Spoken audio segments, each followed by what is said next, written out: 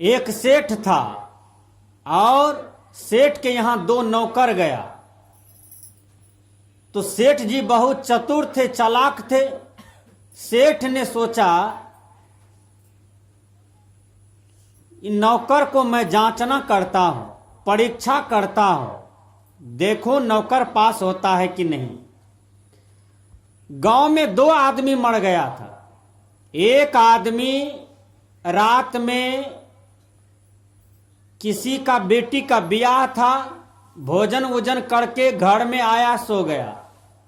और समूचे घर के लोग चले गए ब्याह कराने के लिए। समाज का बेटी का ब्याह था, सब मिलकर के कराने के लिए चले गए। दियाद बाद का बेटी था, सब मिलकर के चले गए शादी कराने के लिए। और जो घर का गार्जियन था वह भोज खा करके घर में सो जाते हैं, और सो जाते हैं, वह सोले रह गया, स्वस्थ आदमी। देखिए, जब सब कोई परिवार में शादी विवाह करा करके 11 बजे, 12 बजे, 2 बजे, 3 बजे परिवार के सदस्य सब आए, तो सब अपने अपने जगह पर सो गए। जब सुबह हुआ तो इनको जगाया जाता है। तो ये तो बेचारा है ये नहीं है, तो जगेगा कौन? विचार कीजिए, कितना सुंदर मृत्यु हुआ कि खा पी करके सोए और चले गए, स्वस्थ आदमी। और गुरु महाराज का भक्त था, कबीर साहब का भक्त था, जिंदगी में कभी पाप नहीं किया था, गरीब का भलाई किया था, गरीब का घर बसाया था, गरीब का उद्धार किया था। गरीब को यदि रोग हो जाए तो रोग में पैसा देता था, डॉक्टर के यहाँ पहुंच करके पैसा देता था, किसी को इमरजेंसी पर काम देता था। ऐसा नेक और भलाई आदमी था समाज का। वो आदमी डेट कर गया। सेठ ने सोचा कि नौकर को भेज दो और पूछो कि जाओ पूछो वो आदमी स्वर्ग में गया कि नरक में गया। और उस आदमी के पास सभी कोई रो रहे थे।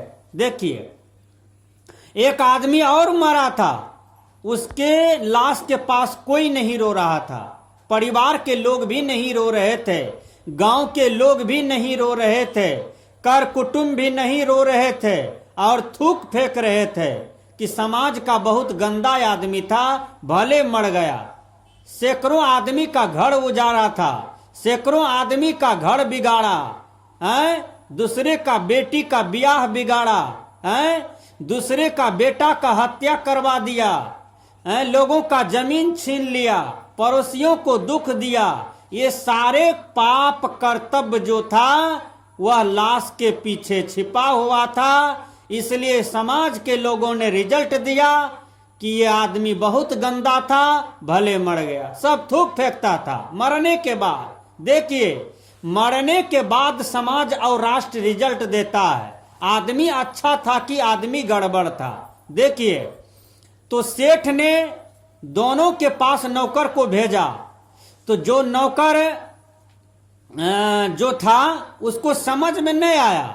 वो गए लाश के पास और उनके बेटा से पूछते हैं, सेठ जी आपका पिताजी जो मरा है, आप बताइए आपका पिताजी स्वर्ग में गया कि नरक में गया। उसको मारा 2 थप्पड़। जिसका बाप डेट किया था, पिताजी डेट किए थे, उसको 2 थप्पड़ मारा। कहा हमारा पिताजी मर गया है, हम लोग रो रहे हैं, और तुम पूछने आए हो कि ये स्वर्ग में गया कि नरक में गया। अरे पागल, तू यदि देखना चाहते हो तो तू मर के देखो कि मेरा पिताजी स्वर्ग में गया कि नरक में गया। विचार कीजिएगा। तब वो आदमी चला गया फिर दूसरा लाश के पास। वहां गया तो वहां भी कोई नहीं था, 1-2 आदमी था मात्र, और सब कोई थूक फेंक रहा था, हंस रहा था उस लाश के पास। विचार कीजिएगा। देखिए, कर्तव्य का फल यहीं पर दिखाता है। विचार कीजिए, विचार करना है इस पर।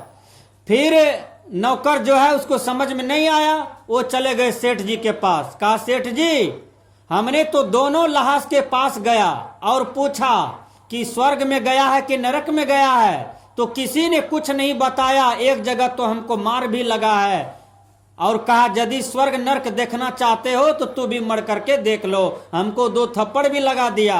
सेठ जी कहीं जवाब नहीं मिला। एक नौकर और था, उसको भी नौकरी देना था सेठ को, उसने सोचा कि मैं इसकी बुद्धि का परीक्षा कर लेता हूं, तो वो भी उसको भेज दिए लहास के पास। का पता लगा करके आओ, हमारे गांव में 2 आदमी डेट किया है, मरा है, कौन स्वर्ग में गया और कौन नरक में गया। तो जो तेज नौकर था वो आया लहास के पास, देखा कि यहाँ पर तो नेता लोग रो रहे हैं, साधु महात्मा लोग रो रहे हैं, गांव के लोग रो रहे हैं। इस लहास के लिए सब कोई शुभकामना करता है, भगवान से प्रार्थना करता है कि हे भगवान, इसको और 100 बरस की आयु रहता तो हमारा समाज का भलाई होता, हमारा देश का भलाई होता। देखिए वो नौकर समझ गया कि ये लहास जो है ये स्वर्ग में चला गया, ये जो मरा है ना आदमी ये स्वर्ग में चला गया, क्योंकि इसके लिए समाज आशीर्वाद मांग रहा है, इसके लिए देश के लोग आशीर्वाद मांग रहा है। विचार कीजिए। अब उसके बाद क्या हुआ, दूसरा लहास के पास गया, वहां सब हंस रहा था, उस लहास के पास थूक फेंक रहा था। तो समझ गया नौकर कि ये नरक में चला गया।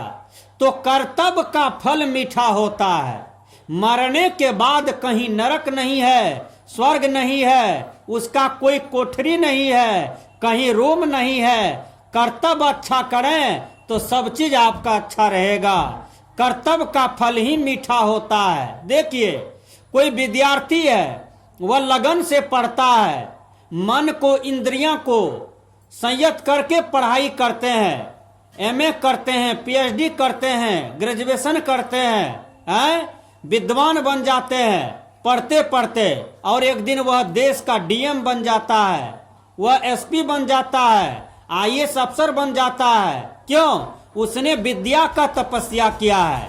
इसलिए संत महात्मा कहते हैं कि तुम भी तपस्या करो, तुम भी आराधना करो, क्योंकि तपस्या और आराधना का फल जो होता है वह मीठा होता है।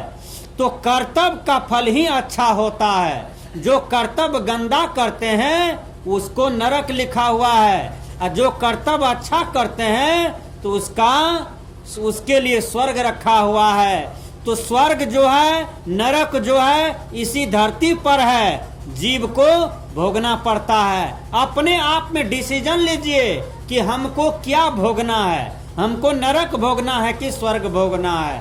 तब आपके जीवन में सही फैसला आ जाता है।